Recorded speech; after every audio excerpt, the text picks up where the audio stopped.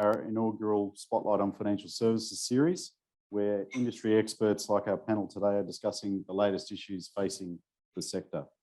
Firstly, I would like to begin by acknowledging the Gadigal people of the Eora Nation, the traditional custodians of the land on which we're presenting today. I recognise their continuing connection to land, waters and culture, and I pay my respects to their elders past, present, emerging, and all First Nations peoples joining us in the room or online. My name's David Cooper. I'm a partner in the Banking and Financial Services team here at Hall & Wilcox, based in Sydney. I specialise in project finance, renewable energy projects, real estate finance, and acquisition and corporate finance. And I've worked on a number of projects over the years with our panellists in various capacities. Joining me today are Dr. Cameron Kelly, General Counsel at the Australian Renewable Energy Agency, or ARENA. He's our eye in the sky here, joining us from Brisbane. Welcome, Cameron. Renewables and infrastructure expert Kieran Bosenberg. Sumitomo Mitsui Banking Corporation Director Viet Pham, and from MUFG Project Finance Director Chow Van Vu. If our online attendees have any questions they'd like to ask, please put them in the Q&A box or the chat box at the bottom of your screen. We'll be addressing questions throughout the event, but if I don't get to yours, please feel free to contact me afterwards. If you have a comment, you can pop it in the chat box, but please note comments and the chat is not anonymous. Today's session is being recorded and everyone will be sent a copy of the recording. So we might kick off. Tell us about your role and what your organisation is doing in renewables, particularly in the emerging technologies of hydrogen projects, standalone batteries, and offshore wind. I'll start with you, Chow. Okay, so thank you, David. So first, my name is Chow Van Vu. I'm a director, as mentioned, in the project finance originations team at MUFG Bank. For those of you who don't know MUFG Bank, we are one of the largest banks globally and also in Australia in the project finance space. So we've obviously been a big investor in renewable energy and associated technologies, I guess, or sectors. As I mentioned, yep, major lender in the space. So I guess if I can throw some numbers out there, in the 10 years to 2021, we lent $55 billion in the renewable space. We have made a commitment to invest a further 200, I think it's total 260 rough US billion dollars in renewable energy and affiliated kind of sectors, and generally in clean space. So obviously we're very keen, I guess, in terms of supporting the sector more broadly. In terms of the specific sectors or assets that you've covered, David, I guess if I go into a little, sorry, I'm going to take a little bit of time, but just offshore wind, obviously nothing yet in Australia, but we've obviously been the big lender in the space over in Europe and in Asia, and have been keenly, I guess, following the players here in Australia. In batteries, again, similar, I guess, kind of story, have been kind of trying to follow that space for a long time now and keen to, I guess, get into batteries. And then in terms of hydrogen specifically, obviously nothing yet in Australia. However, we've been talking to all the developers and various investors for when that I guess, sector does kick off. Keen interest, obviously, given our Japanese background. And then I guess more globally, we have, I guess, tried to kind of invest in some projects already. So in Saudi Arabia, the green ammonia NEOM project, I think it was $6 billion US dollar financing. We recently did that as the largest uncovered lender. And also we've taken both debt, senior debt, and also equity positions in First Element Fuels, which is a hydrogen refueling business in California. So yeah, look, I guess there's that, I guess, stuff that we've actually closed, a bunch of other things that we're also following. So we're spreading ourselves as much as we can to kind of cover the space. Thank you. And Kieran. Hi all. Across my 20-year career, I've worked across renewable energy development most recently, but longer term in infrastructure investment and financial advisory, with a large focus on development and greenfield assets, but also in London on large cap utilities and the like. And then prior to that, I was actually an energy market economist as well. So I guess bit of a rounded suite across things relevant to the renewable energy industry. And the most recent transaction I worked on was actually working across the table, if you like, from Hall & Wilcox with Michelle Eastwood in Brisbane. So it's good to be back working and talking with people at Hall & Wilcox. Appreciate you mentioning that, Kieran. Checks in the mail. Cameron. Hi all, nice to see you. Sorry I couldn't be there in person today. Yeah, so Cameron Kelly, General Counsel at Arena. I think I was going to say yesterday that we're busy, but as of last night, we're a lot busier, which is good. Always nice to be busy. Just in terms of what we're doing, obviously, there was a big announcement regarding hydrogen last night, but historically, we've been sort of in the hydrogen space for a couple of years now. The much publicised $100 million funding round, which we allocated to a couple of projects. The first one was the so-called Project Yuri in the Pilbara. That's an export green ammonia project, which we closed a couple of years ago. And we're currently working on a gas blending project in the Murray Valley region. We've also recently announced 8 or 9 large-scale grid-forming batteries under the standalone grid-forming battery round. So we think batteries are an enormous opportunity, but you know there's good batteries and not so good batteries, so we can talk about that a bit later on. And we've also started to look quite seriously at offshore wind. So to date, we've only funded really a feasibility study into a proposed 1 gigawatt offshore wind farm being proposed by an entity of Alinta. But suffice to say, there's lots of interest in offshore wind as well. Thanks, Cameron. And finally, Viet. Hi, everyone. Pleasure to be here. I work at Sumitomo Mitsui Banking Corporation. Name is Viet Pham. I've been working at SMBC since 2007. So that makes almost 16 years this year, just in project finance in Australia. The last 13 years have just been in renewable energy. So it has been quite an interesting ride. In the early days of Tony Abbott, Julia Gillard, there wasn't that much to do. So we were dabbling in all sorts of different parts of the energy industry. So we looked at transactions such as Hazelwood, the last ever project financing or the financing of that power station. We did, NG came through in the end and paid off that loan and shut down the power station. But what we have seen over that course of history has been a lot of decarbonisation of the NEM.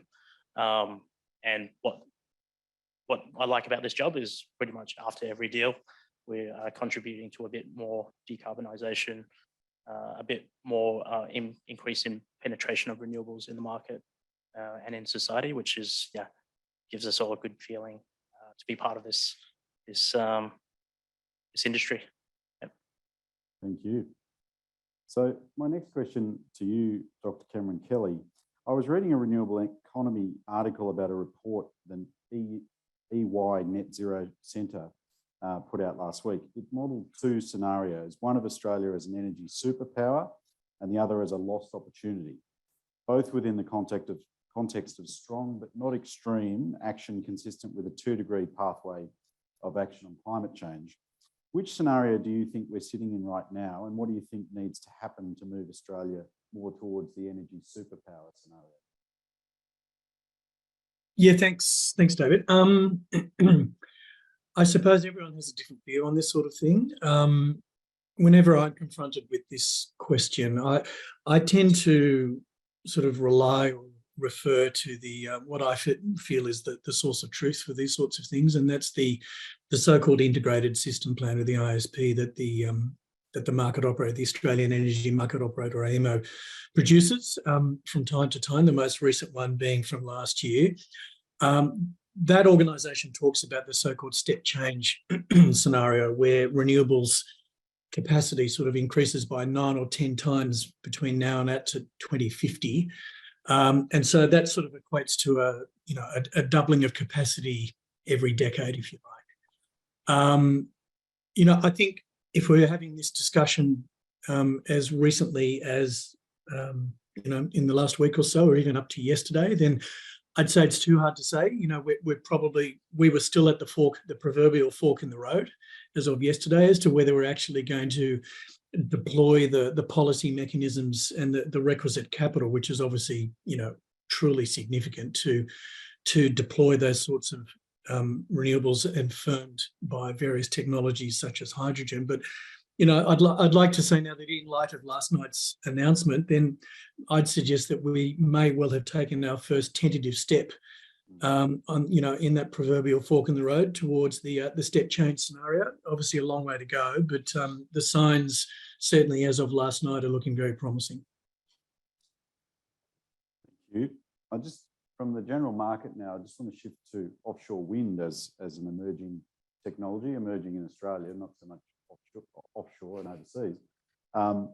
And Kieran, as a developer, you've noted some challenges to the financing of offshore wind and the sequencing of government revenue and capital expenditure subsidies and commercial power purchase agreements. Do you want to explain those challenges and tell us how you think Australia and specifically each state, because we have seen a real state-based approach to this, how each state could better structure the approach to facilitating a route to market for offshore wind, balanced against ensuring Australian local content, competition and deliverability in an ever-changing renewables landscape in the lead up to 2030, when a lot of these mega projects are slated to come online. Thanks, David. It's a big question, to be honest, and it covers, I guess, the entire investment thesis for all developers looking to come into Australia and play in offshore wind. So it's a very complex market design issue, if you like, around how do developers get comfortable with investing triple-digit million DevEx when there's no certainty over what the route to market looks like in Australia. And it's a fascinating question that I encountered, where I was working, but I know it's also one that will be on the minds of all the competition in Australia. Now, we've obviously got about 20 consortium, I think, that have lined up for Gippsland, so I think people are willing to have a crack at the feasibility license. But I guess for me, the ultimate question is, when it comes to time to put your money where your mouth is and to actually have to put your money in and invest in the DevEx, how do you get that certainty? And how does that work over time? And it's a fascinating area that we can, I guess, as a late mover to offshore wind, we can draw the benefits of learning from offshore international experience and how markets have been designed, what's worked, what hasn't worked. But we can also use our own domestic backgrounds, if you like, on how we've funded other infrastructure and coming up with innovative market designs. And I think that's the opportunity that we have in Australia. What I would say is I think it will be important to give certainty to developers pretty early after feasibility license award, if not before, around what those route to market look like. And by route to market, I mean, how are you solving the problem around the fact ultimately offshore wind is going to be more expensive than other onshore technology sources. So if you like, competing for PPAs on an arm's length basis isn't going to get you to market, because you're going to be more expensive than the competition. And so why offshore wind? Offshore wind because you've got large gigawatts, and it's the way to get the step change in the capacity into the market in the time frame that we have. With coal-fired power stations closing. Exactly, and coal and gas and rapidly, I guess, ultimately now the conversation is turning to, well, do we extend those? And the issue is, how quickly can we get these gigawatts online, and how quickly can we get firming online? So there's a strong thesis to go down the path of offshore wind. The question is, how do you cover the cost, that higher LCOE? And I guess ultimately that's the market design issue. And do you do it through a CFD auction? Do you do it through CapEx subsidies, or a combination thereof? And back to your original question, David, I guess there's a really key question around the phasing of it. Because in Australia, we also have a federalist model, like in the US, where we have the Commonwealth and the states, both playing in infrastructure. And for those that aren't that close to offshore wind, the feasibility licenses will be with the Commonwealth government, and is run through NOPTA and SEMA. And so, if you like, they're doing the first license award for people who will have the seabed license effectively, or the rights to go and explore for 7 years. But then ultimately infrastructure in Australia has largely been funded by state governments, as we've seen on PPPs and other other government-led procurement processes, these are all state-based. And so you have a real conundrum about how do the state and federal governments work together to optimise the market design, the route to market, and to make sure that you're giving developers enough certainty for them to actually incur the risk capital in DevEx, to actually ensure that you meet your local content requirements. So obviously a big part of this is a step change in industry. There's an opportunity, huge opportunity for jobs, skills and economic benefit to flow. And obviously we want competition so that we get the best value for money for the taxpayers in sort of driving these industries. So it's a lot to circle around and coming up with the approach to this. And I guess what we've seen in Victoria is a bit bespoke and a bit different. We've seen DevEx subsidies go to a couple of the developers, early stage developers. They've announced a contract for difference auction in 2025 for about 2 gigawatts. And so they've come out with policy early, but we've also got to keep in mind that there was one project in Victoria that got ahead of the legislation and has actually started developing. And so in Victoria, you don't have a level playing field, if you like, in terms of the stage of development that respective projects can be at. And as I said, 2 of them have had material DevEx subsidies to get moving. So that doesn't necessarily mean that's the best way to do it in New South Wales and other states. And so it'll be interesting to see how we go.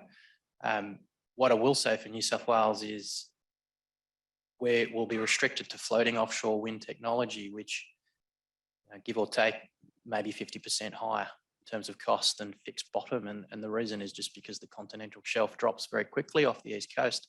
And so we can't actually put pylons and monopiles into the seabed. And so that changes your technology, that'll change your cost, and of course the level of support that the government will have to provide. And so it will become even more important in that context to give the developers certainty over a route to market in New South Wales. And I think it's a really interesting question.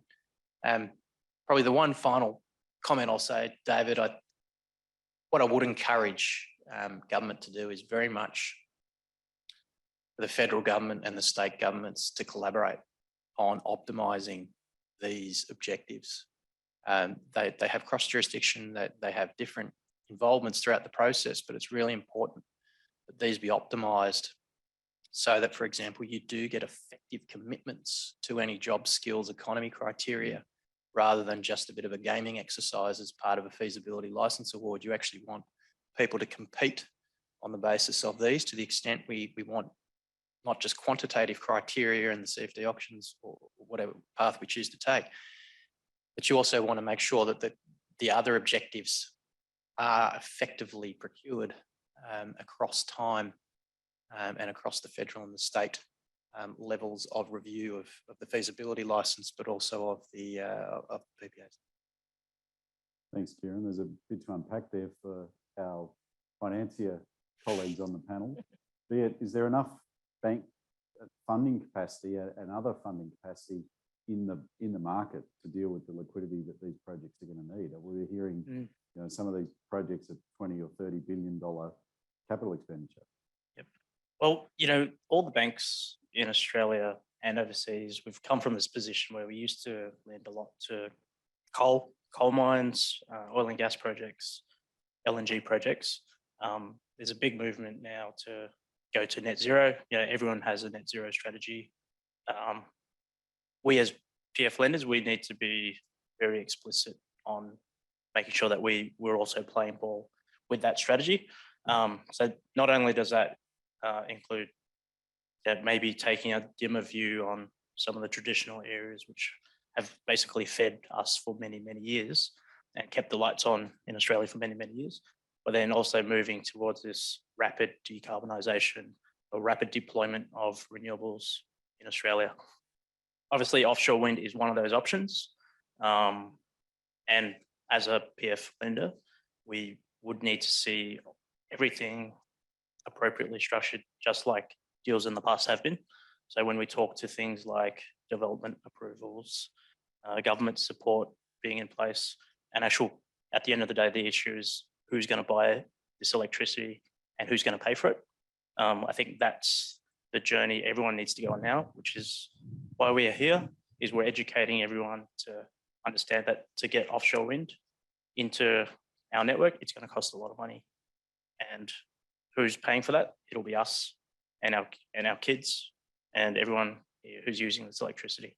So we kind of need to make that step change away, I think, from where the government is saying, yeah, the cost of electricity is going down, because it's not. It's going up, and we have to come to terms with that. And if we do come to terms with that, we will start financing offshore wind, onshore wind, solar and batteries a lot more easily. I'm just going to say, I guess an obvious point is these projects, you know, people don't like talking about the numbers, but certainly a floating offshore wind farm, in my calculation, is probably going to need to be 70% public funded. That's the sort of number you're talking about, and the rest is going to have to come from banks and equity investors who are there for the right structured projects. But I guess the role of government is to make this market by providing the structuring around the certainty over revenues, or sufficient certainty over revenues for people to take an investment decision. And then also to provide the capital funding so that, you know, the banks and equity can get through their investment cases and provide the no doubt billions of capital that SMBC and MUFG are looking to throw behind the offshore wind industry. Yeah, I agree. And Chow, so what are your deal screening teams and credit committees at MUFG concerned about when it comes to offshore wind projects, and kind of what are you having to say to try and get these through credit? Look, I think there's a lot of considerations there in terms of offshore wind. We haven't actually obviously done anything in Australia yet, but as you mentioned earlier, you know, other jurisdictions we have, you know, offshore wind is a more developed, I guess, kind of sector. Kieran did touch on some of the things that I guess we as lenders would be considering. I guess there are a few things in terms of, yeah, so firstly, we're a major lender, so I guess there's some learnings we've got already that we can kind of draw on. In particular, I think there's a current one in Asia where the construction is not going to plan. And you know, it seems like there's some peculiarities there in terms of the foundations, but I think a few things. I guess the construction, the complexity of the construction is not going to be straightforward. These are huge projects, really complex, and also I'm going to keep it relatively general. But I guess one thing I guess we should be mindful of is obviously we're trying to roll out a lot of offshore wind. So is the rest of the world, and you know the US of course has announced their plans in terms of their rollouts for offshore wind. So I guess there's various considerations, including supply chain. And we know that in some of the projects we've banked elsewhere, that's been a major consideration. We know in other projects that are not offshore, supply chain has been a big headache. So when you've got supply chain issues more broadly, or just more generally speaking, in addition to, you know, overlaying the fact that other countries are also racing to deploy offshore wind, we've got to think about capacity and ability to kind of make sure that we can I guess develop our projects or deliver them on time. A few other things that I'll just touch on. Obviously, the technology, you know, has been done before, has been banked, but still relatively new in some, depending on the aspects. Kieran did mention, for example, like the floating structures. The infrastructure, I guess, is also another consideration. We just don't have the infrastructure in place to build these projects. You know, these ports, for example, that are going to be receiving you know, turbines, they're going to need to be upgraded as well. So there are those kind of flow-on effects. And then I guess the big one for us, which I guess is similar to, I guess, you know, all of these things are similar to what investors or developers will be thinking about, but just the feasibility aspect. So obviously from a developer or investor perspective, you're looking at how to make the project stack up, and what is the, I guess, contractual mechanism that's going to be supporting your project. So I guess that's one aspect. But the second is, and I know, for example, previously we had when there were various auction schemes that the states were kind of deploying, you know, you've got PPAs, yes, for 100% of volumes. They may be relatively long-term, 10, 15 years, but I think from a lender perspective, what we'll also be thinking about is, okay, we've got all these big offshore wind projects, huge amount of capacity that is, you know, even let's say they receive these contracts and these contracts will be rolling off around the same time. Suddenly you've got a lot of merchant, you know, a lot of new capacity in the merchant market that is going to be looking drastically different from what it looks like today. And how do we get comfortable with that? And how do we get certainty that we can, you know, in terms of the numbers that we're looking at, that can support the revenues of these projects? because we have been able to kind of get our heads around it somewhat to date on smaller projects, offshore wind and solar. But now this is, I guess, a step change in terms of what the capacity is going to be looking like, or the market. So yeah, that's a handful of, I guess, the things that we're going to be thinking about when they come on our table. And I think the other thing to add there, Chow, is just the scale and the size of these projects. I mean, when we look in the rearview mirror, the amount of gigawatts we have of renewable energy in the ground onshore, we look forward to the size of these offshore wind farms and some of the bigger developments even in onshore. You know, just the size of these contracts and the capital required is huge. So, you know, a lot of complex issues to consider. Yeah. So Cameron, where does that leave ARENA? It sounds from some of Kieran's comments about ticket sizes and, you know, equity checks, sounds like, I don't want to preempt what ARENA might be thinking, but is there an opportunity there for ARENA to be funding some of that contribution? Yeah, yes, I think so, David. And then, you know, the question is in what form? And there's obviously a range of policy levers that are available. I mean, obviously ARENA is in the business and has always been in the business of providing grant funding, but I think as the technologies progress and as we look at new and evolving sorts of technologies like offshore wind and green hydrogen, then, you know, grants become quite a blunt instrument, to be perfectly honest, and we need to move to things like production tax credit or production credits, you know, investment tax credits, you know, away from capital grants. And so I think, you know, last night's announcement of, you know, incentivizing long-term big green hydrogen projects through sort of competitively derived hydrogen production contracts is probably, that's exactly where the market needs to be moving. There's obviously a lot of historical precedent offshore in Europe and in other places for all sorts of contracts for difference. And, you know, Kieran has spoken about CFDs already.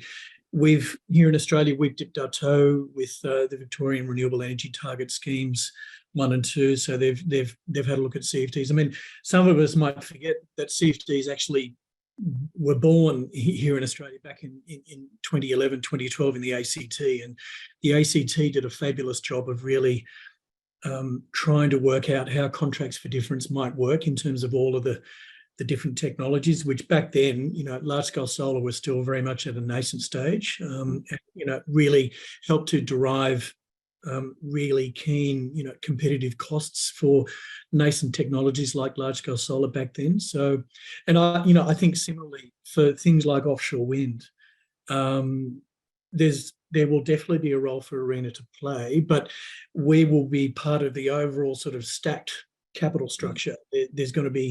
There'll be some sort of financing from the likes of ARENA. There'll be concessional debt. There'll be traditional debt, and you know, most of all, we, along with the banks, will be looking for, you know, what is the underlying revenue stream of these projects? You know, how are these projects going to be bankable such that we can actually agree to provide, you know, support in whatever form that might be.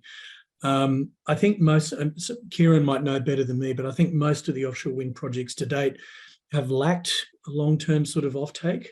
And I guess it's work in progress, but you know, and my view is at least until long-term offtakes, you know, part and parcel of these sorts of very expensive offshore wind projects, then there will definitely be a role for government to provide a supporting leg up. Yeah. So given time, I just want to shift focus to battery projects. We've heard about the capacity these projects have to smooth out the intermittency of renewable energy. We've also seen developers add batteries fairly routinely to existing and new developments in traditional wind and solar. And that's generally been seen as a positive by banks and the state governments and awarders of concessional, you know, offtakes and different arrangements. Chow, what are the challenges with standalone battery projects as opposed to batteries that co-located with a wind or solar project? What are the challenges to financing those projects and getting them financed commercially rather than, you know, the subject of concessional grants like ARENA might be providing? They're not straightforward. Look, even the co-located ones that have a merchant exposure, they are still pretty complex in terms of, and difficult for us to get our heads around, or we have to do a lot of thinking around how to get comfortable with that. If we're looking at standalone, obviously if there's a capacity contract, tick in the box, we'll happily bank that. But of course, as we've seen in many cases, those are the ones that are very hotly contested because they're not no-brainers, but they're much more easy to bank. And so obviously that those are a walk in the park relatively. If we're talking about then anything that has a merchant component or is reliant on merchant revenues, that's obviously very difficult for us. And we haven't come to a landing in terms of how we necessarily look at those revenues either, because obviously, and if we're just simplistically looking on the FCAS side, of course, I think these batteries have been making record revenues in terms of FCAS recently, but how do you get comfortable and get a level of certainty in terms of what those FCAS revenues are going to look like over time as the market evolves, as there's an increasing proportion, I guess, or increasing amount of long duration and short-term duration energy storage in the market. And then in terms of the arbitrage revenues, that's another, I guess, thing that we need to kind of work around as well in terms of getting comfortable with what we project in terms of those numbers, because of course, and it depends on how granular, I guess, you get in terms of the forecast that we've got. But how do you get certainty that firstly, let's say you've got a 2-hour battery, that battery is going to be charging at the lowest, or charging at the right times of the day and dispatching at the right times of the day, and that you're going to be able to achieve basically the arbitrage or the spreads that you're forecasting. Like that's very difficult to project, and especially in the longer run. So I guess the revenue question is still one I think that is unanswered for us. And then the other aspect is around the asset life. Of course, this is relatively new. Of course, investors or sponsors, they're trying to push for longer asset lives, and it's a bit untested for us. Longer asset lives mean two things. I guess if you've got a fixed term, fixed kind of contract in terms of tenor, the longer you push out the asset life, the more merchant exposure you have. So then you have to look at, what kind of break-even levels do you need in order to ensure that you can actually get your debt repaid. So I think those are probably the two main things. And did you ask a question about what it would take to get to no longer be reliant on concessional funding? So I guess in terms of that, we're definitely not even there yet, but I would say probably a lot of it will hinge on having relatively conservative, I guess, metrics in terms of, for example, debt sizing, or in terms of various operating assumptions, because we have seen, for example, in the renewable space, Viet and I will be very familiar, especially over the course of your renewables career, the metrics that we've been looking at in banking and that investors are asking us to bank have been increasingly less conservative. But I think where batteries are at in terms of the overall cycle, we need to make sure that, whatever we decide to bank, that will have to be pretty conservative, and we'll have to be very comfortable in terms of things such as break-even prices. And presumably those metrics will change over time as you come down hard on projects and get them to amortize before the start of the amortized debt, before the start of the merchant period, or only gear them at sort of 30-40%. That hopefully will change over time as banks get more comfortable and there's more runs on the board for these types of projects. Yeah, no, with I guess any time of kind of technology in the early stages, you're sized more conservatively, lower levels of leverage. You've got things such as cash sweeps and reserving mechanisms and other kind of structural protections. They can roll off over time, but I still think it's relatively early with batteries. Yeah. Anything to add, Cameron or Viet, about how your organisations are seeing battery projects? Maybe Cameron, maybe you could talk to what ARENA has done for the battery market here in Australia. Very briefly. I mean, I guess the most well-known one would be the round that I mentioned at the outset. This is for the so-called grid-forming batteries.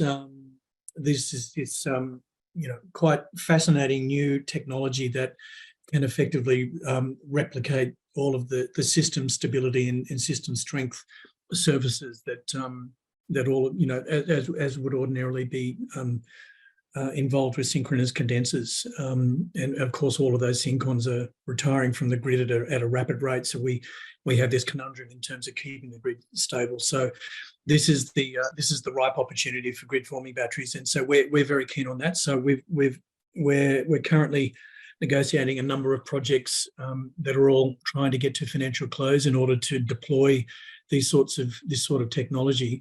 I mean, I guess the main driver for that and why it needs support from the likes of ARENA is that, you know, there's really an absence of pricing to incentivize project developers and sponsors in this space from actually getting involved in this sort of thing, particularly from getting a reliable grid connection. So, absent ARENA funding, these projects would probably never get up, particularly at the moment when it's so difficult to get a connection. And I guess what we're seeing in the battery market is, it's probably the most exciting time for a few years that we have been in the space, basically because batteries are a new way of making money for the renewable industry. Traditionally, they have been part of a portfolio where you would use the battery to cover the edges, so that basically in the same kind of place that a gas peaker would have in a portfolio, so to cover the edges. You can now do that with a battery.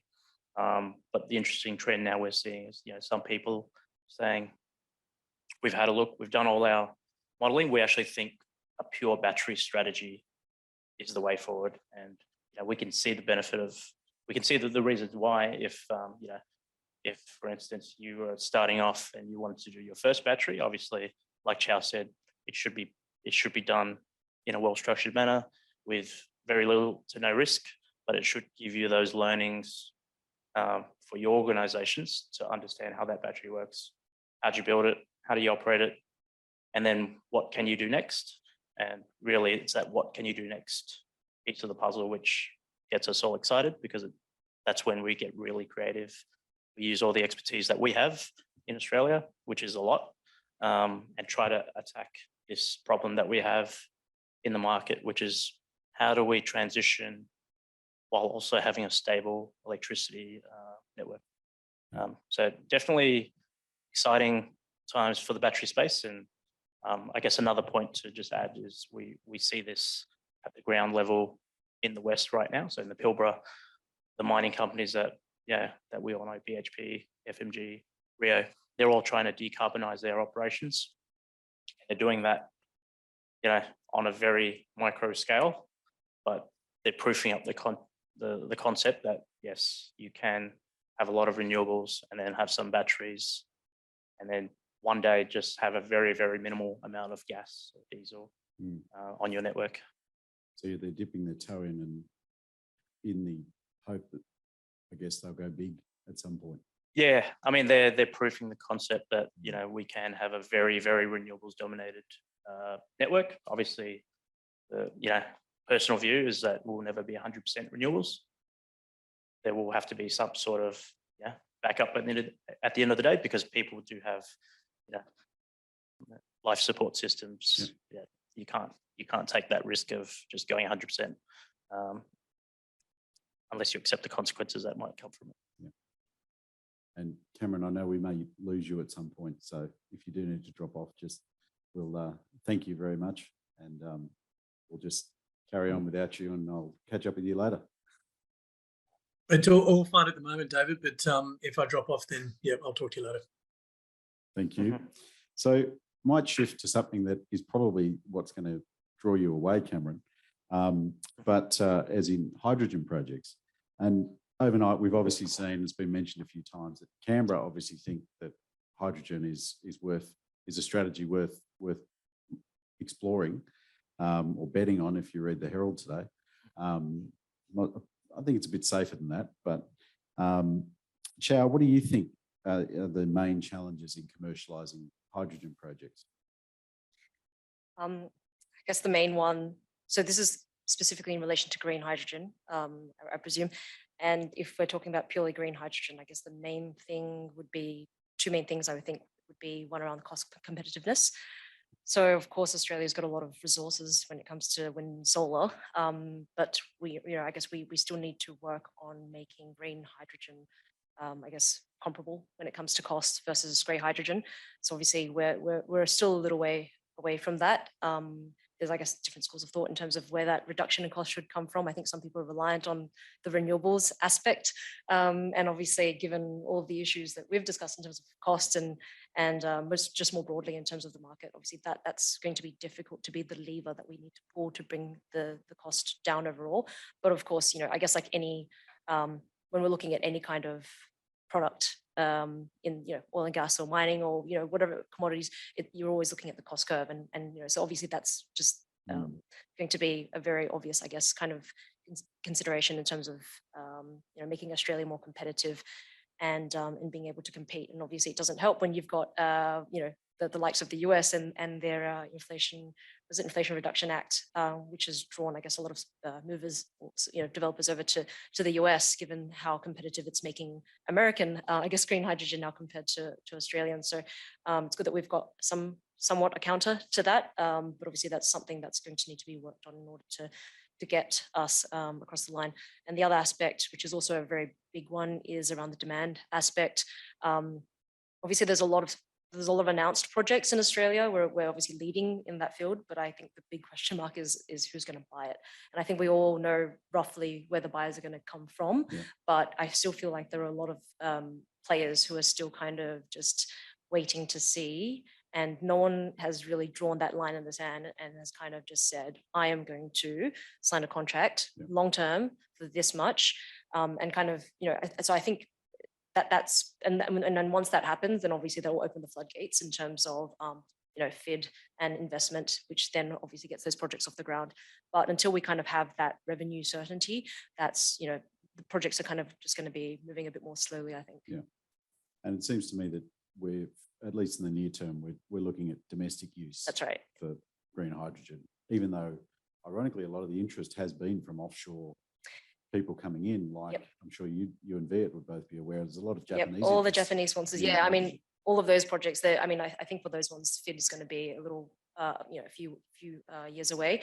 The other developers we are talking to, which seem to be, those projects are going to get off the ground earlier, are going to be the ones with the domestic use, whether or not it's methanol, whether or not it's going to, some kind of, that doesn't basically rely on export, because obviously that's also another hurdle that we need to kind of, overcome in order to for that kind of to, I guess, be feasible. Yeah. So Viet, would SMBC finance a hydrogen project yet? Yeah, so I mean, good segue to just promoting. We have an energy transition team at SMBC, so it's led by my previous boss, Jeremy Hasnip. He's one of the experts in the industry, one of the veterans of the industry. Basically, his team look at making sure that we can make all those connections between Australian corporates who need the hydrogen,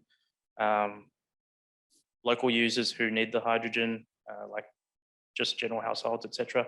But then also, the whale in the room is basically the Japanese people who need electricity and need energy security for the decades to come, because we have been sending them our coal, we have been sending them our LNG. Eventually, we're going to have to stop doing that. And if we don't provide them an alternative product, then they're going to go elsewhere. But certainly, our government has a great relationship with the Japanese government, and these are the signals that we want our government to provide to the Japanese government, and vice versa, is we need them to buy our product, and then we also need to invest in our product to make it worthwhile and value for money for them to buy as well. So SMBC, we had set up that team 2 years ago.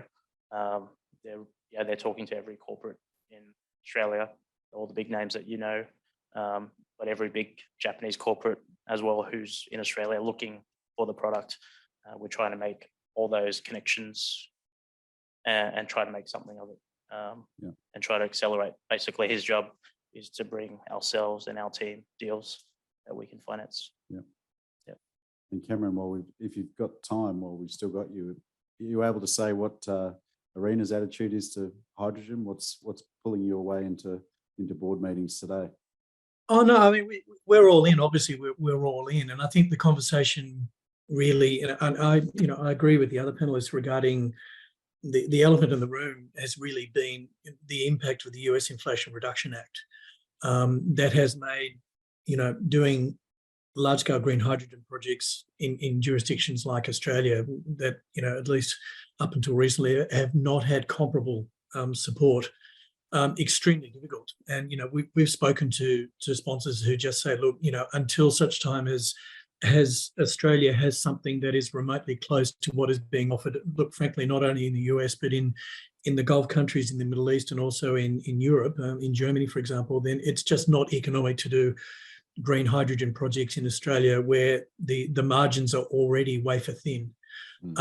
So looking forward, I mean, obviously last night's announcement is really, really positive. And I think the trick will be for, organisations like ARENA to work out what is the most sensible and effective and relevant way of translating that support into these projects that are lining up where, as Charles said, there's a question mark over the demand, but if you can really support on the supply side, then hopefully the demand will also follow suit as the costs come down. I mean, I think there's a reasonably certain trajectory in terms of where it is now, sort of, let's call it $6 to $10 a kilo, and where it needs to be ultimately to be cost competitive, which is probably around that $2 or even under $2 per kilo mark. And that's what's largely driving our ultra low cost solar round, where we're trying to get solar, which obviously is a key ingredient of green hydrogen, down to a fraction of where it already is now, and it's already dropped remarkably over the last decade. But the big question in my mind, and which we really need to think about, is this, the logistics conundrum. How do we transport the hydrogen to where it needs to be in a cost-effective way? And I think we've largely solved the cost issue. We'll get there over time, but at least in my mind, this logistics issue of how do we cost effectively transport large amounts of green hydrogen in whatever form, that's the one that we still need to solve.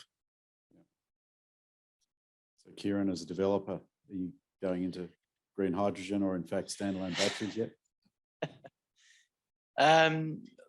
Sorry, just stop you. I'll throw to the audience after this. That's all right. I guess the key thing for both of these markets is it's really about commercialisation, right? There's a lot of projects being developed. Early stage developers will get in, will start them, but they'll rationally stop spending money unless and until they see a route to market commercialisation route. And that's just the way development is, I guess. And so there's no shortage of projects out there that have started in the very early stages. There's no shortage of market participants that want to play. It really comes down to the feasibility, which is what Chow was saying, and it's ultimately you've got to make a market, and if you're at the front end of a market, that's the risk and the fun of being involved early. Is it's all about trying to make that market, commercialize a new industry. And so I think really as a developer, it's the same as everybody else. You try and be a rational agent. You want to be a relevant player, but you're not going to spend money where there's not a level playing field and where you don't have a competitive advantage. So we'd love to play. We'd love to look at a lot of projects with people around the country and over time. But I think everyone's going to take their view on when the market's ready to commercialise and to really spend the big bucks chasing the bigger opportunities in this space. Yeah. Looking at our audience, any questions?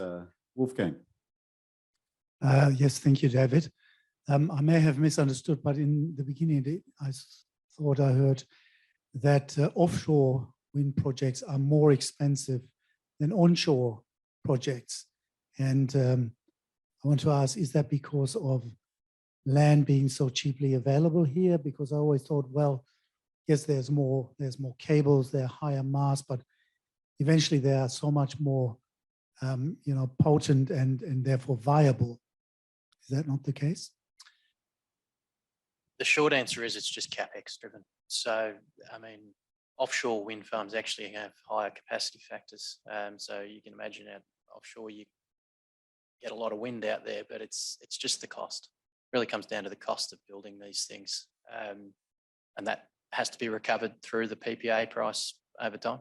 It's just the way it goes. So Fixed bottom offshore wind has come down and is quite a mature industry. Let's call it 30 years now for fixed bottom offshore wind. So I think we're a long way along the technology curves there, and that's at relatively steady state. I think floating offshore, it's the opposite, very early stage, very bespoke designs at the moment. I mean, the turbines are probably the most advanced, but a lot of other issues in the supply chain, particularly the floaters, the cables, and obviously grids also a big factor in skewing the numbers too.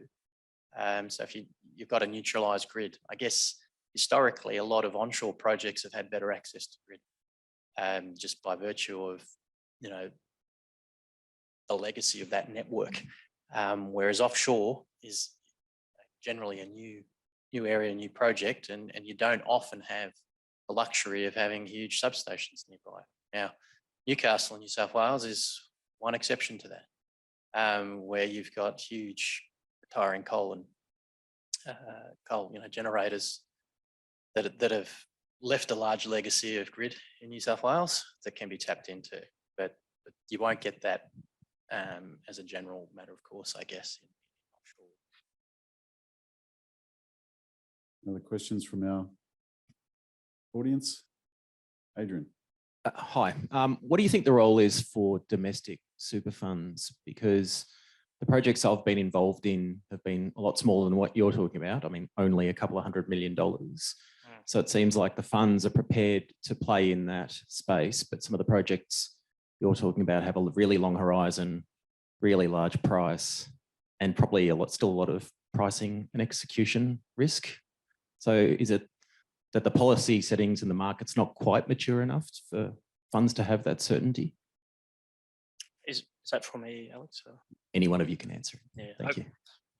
I think we have seen super funds play in the onshore wind and solar space. So guys and girls like CBUS, Aware, Palisade, QIC, they all have their and PEP. They all have their players in the renewable space. To actually get that play, they had to spend quite a bit of money. And there are a lot of learnings as part of that process. A lot of patience is required as well. So we've had, for instance, one wind farm in Queensland where we would lend a 5-year loan. We would give them a 5-year loan. We would expect the construction to take 2 years. It's taken 5 years to go from notice to proceed to actual completion. So the funds that own these wind farms and solar farms, they need to be very patient because everyone is still learning about how the grid works, how the planning process works, how commissioning works, and then how your PPAs, your power purchase agreements work. There's a lot of work that needs to be done to actually start seeing money come in, and it's definitely a patient game, and certainly with patience, that implies you also need a bit of money to back it up when you want to get it. I was just going to say, though, it depends on whether or not you're comfortable in terms of your investment thesis, in terms of how long you're looking out, and then in terms of what your risk profile is. So you dependent on contracted. We've seen some funds who've taken the view that actually we want more merchant exposure, surprisingly, to us, and they've developed, I guess, the internal kind of capability to assess that. And then also, I guess you touched on greenfield, but there's also a lot of super funds that especially in the early days, they might come into renewables by way of a minority stake in an operating asset, or in many cases, or in recent months as well, we've banked a lot of them, the various platforms, because obviously there's a lot of consolidation in the sector. And in that sense, I guess you can kind of come in as a minority stake, and then kind of develop your learnings. And then what we have seen is, some of those funds that were initially minority investors have now gone off and either they're doing things on their own, i.e. in terms of just 100% equity stakes, or also developing their own internal development capability. And wanting to kind of tee up with developers and kind of, when I say development capability, I mean they're working with developers on looking at greenfield opportunities and platforms and things like that. Yeah, I think someone is, in a past life, I advised Australian Super and CBUS on big investments in the UK, and having worked with super funds, it is an evolution. Australia's got a pretty sophisticated market, but we also have very varying size. Australian Super, and Aware Super, a C-bus are at a different scale to where a lot of the broader market is, I guess. And it's a different solution, I think, for different size investors. What I would say is, that there are the mature operational assets out there which are easier to play in direct and to get involved. I think where we're heading and what we've been talking about today, particularly offshore wind, we're talking about projects in the billions, equity tickets in the billions. And so it's only going to suit the large players, to be honest. Offshore wind is my view, and all the global fund managers. And there's no surprise that CIP is one of the largest fund managers in the world because they do offshore wind, and offshore wind just happen to be large projects that require a lot of capital. So they grew very quickly because of that. I think another thing I draw a distinction is batteries, bit different, but the bespoke batteries, because you might be able to get a contract for 10 years, but you're effectively got a levered play to merchant price risk. So in normal renewable energy assets, yes, you might have some merchant price risk at the margin, but really batteries are a levered play on market disruption when the NEM's trading at extreme price points, right? And so you're effectively long tail events in the NEM. And that for me is just a very different risk profile to playing in something that has either a more bounded merchant price risk or something that's fully contracted is even lower risk. So I think it's really important that people sort of take a complex, look into the complexity and partner with the right people, if that means using fund managers, if that means partnering with, if you're bigger and you want to partner with developers who understand these things, or making sure you've got the right people on board. Don't underestimate the complexity of what looks like a boring asset class. Any other questions from the audience? We might have time for one more quick one.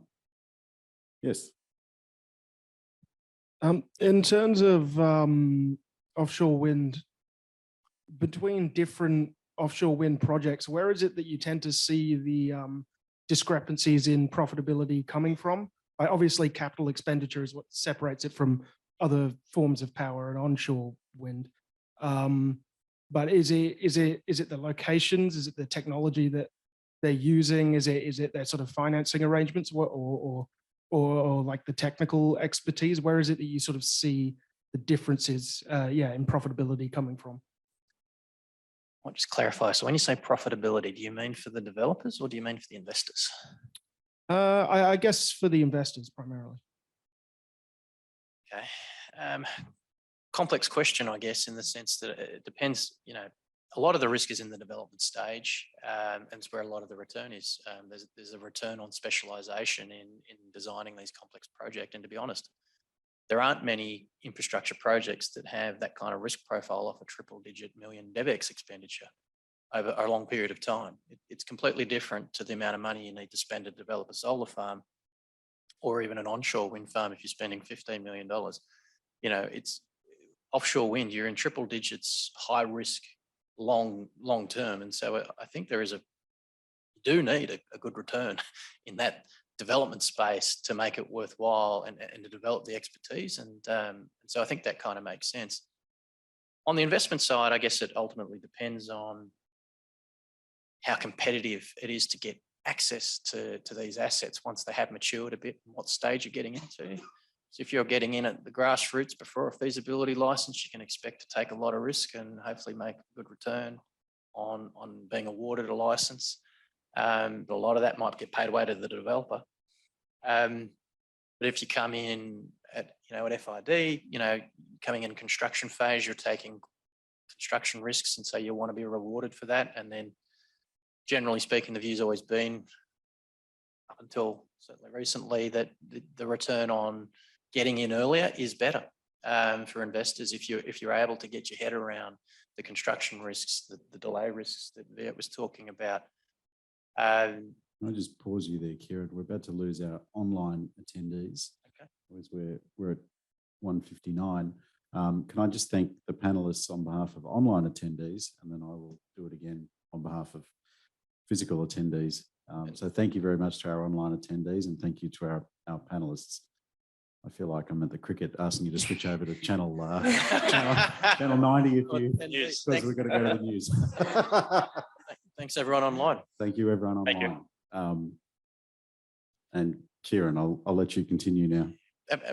So it's a tough question because I guess there's no one circumstance, but I guess every investor's got to work out at which stage of the life cycle they're comfortable coming into play. The earlier you come in, the more risk you're taking, particularly license award, then pre-commercialisation, and then post-commercialisation coming in at financial close, and then at operational asset. They're very different propositions, I guess, for an investor. I think most super funds generally prefer to come into operational assets because they can see the more steady cash flows, the more annuity-like historical themes that people have invested in, regulated utilities and transport assets where they've been able to get those steady cash flows. But I guess the challenge for investors is, on the flip side, is getting access to enough scalable investment opportunities in that space is hard. And so how much are people able to come in earlier in the cycle, get comfortable navigating that risk, partnering well, make sure they're picking the right opportunities and being able to discard the ones that they think are high risk and not for them. So I think there's a real balance there for people. But I think one thing that I would say directly to answer your question is, why offshore wind for an investor? Large complex assets tend to have more constrained capital. And so you have less investors, less capital, less vanilla cost of capital shootouts. So there tends to be a reward on navigating the complexity. And so when you're talking billions, and this is the whole opportunity for everybody in the energy transition, we're talking about huge step changes in supply chains and multi-billion-dollar projects. And I think that's where, touch wood, hopefully there should be good return on large investments again, as opposed to move into other areas. So I think there's a very strong opportunity for those that are willing and able to look at offshore wind and large scalable investments like it. Final questions? No? Having a question in relation to the merchant appetite, I guess, from financiers. Electricity prices are high. They're staying. Does that increase merchant appetite from a financier's perspective? So usually we'll have we run a financial model for every transaction we do. The key parameter in that model would be, what's our break-even electricity price? So that's the price of electricity that we would need to see. So the minimum price of electricity we would need to see to make sure that our loan gets repaid, either in 5 years or at the end of the notional term. We do see more and more clients ask us to raise that break-even price. So it might be $40 for a wind farm, for instance. We might have clients say, look, price is now 90, or the PPAs at the moment are $100. So give us a $50 break-even price.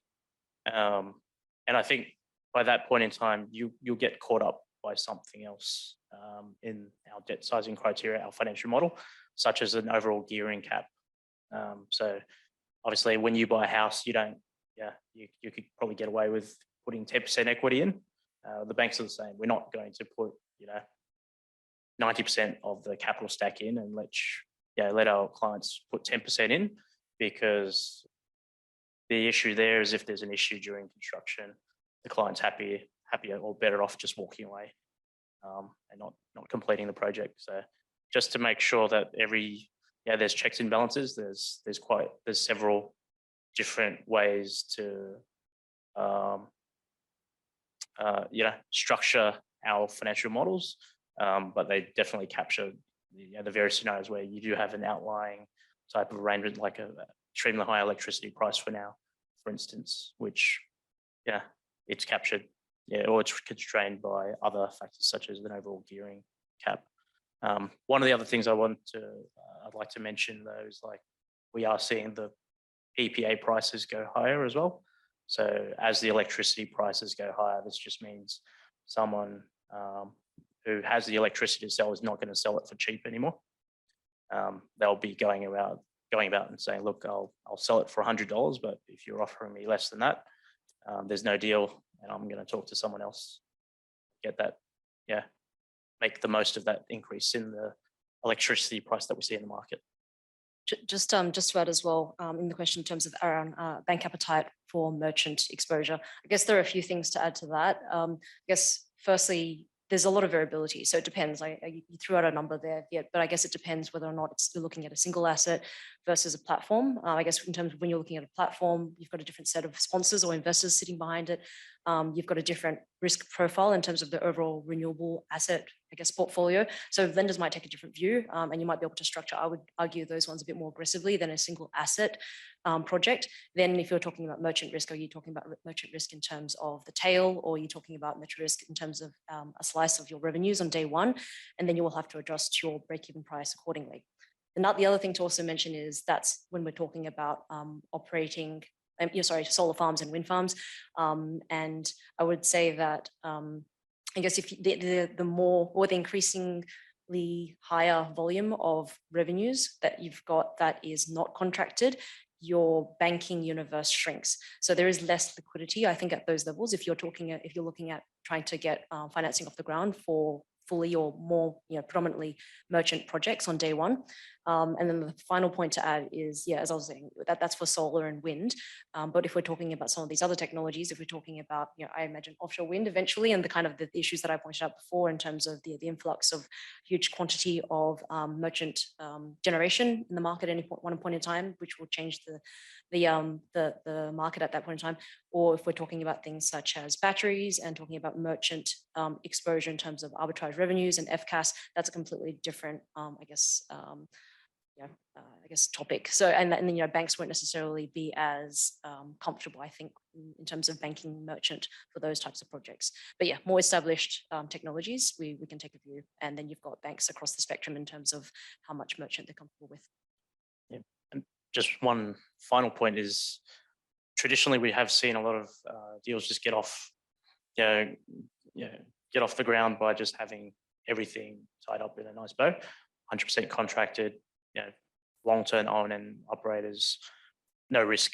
I think we're seeing a lot of investors and banks also see the benefit of having a little bit of merchant, just so that there is actually money to be made from those instances of higher pricing, for instance, because at the end of the day, we know if a tiny portion of the capacity of the plant is exposed to merchant risk, it's not going to bring down the whole project. You already have a base line of revenue which you can rely on, and you should be relying on to keep the lights on. But certainly, we're seeing a lot of developers just increase that level of merchant. And for us as project finance lenders, all we want to do is hear the story, show us the proof and the theory, and we're certainly we're one of several banks in the market who are happy to consider those proposals. Thank you. I think that's probably all we've got time for. And as part of our Spotlight on Financial Services Week, we do have we're about halfway through now. We've got a number of other sessions coming up, including the networking drinks tonight. So hopefully I'll see some of you at that. We've also got an M&A breakfast tomorrow morning.